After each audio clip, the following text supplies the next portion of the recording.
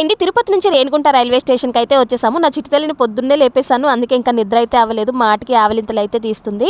ఇంకా నేను మా వారు అయితే టిఫిన్ చేయలేదు కదా, బయటకు వెళ్ళి టిఫిన్ చేద్దామంటే ట్రైన్ వచ్చేస్తుందేమో అని చెప్పేసి మళ్ళీ ఇంకా రైల్వే స్టేషన్లోనే టిఫిన్ చేద్దామని చెప్పేసి లోపలికి అయితే వచ్చాను. మనం వెళ్ళిన చోటల్లో మనకి నచ్చినట్టు ఉండదు కాబట్టి వచ్చిందే తినాలి. నేనైతే ఆకలికి అస్సలు ఉండలేను. నేనైతే ఇంకా ఇడ్లీ గారె అయితే తీసుకున్నాను. మా వారైతే తినను అని చెప్పేశారు.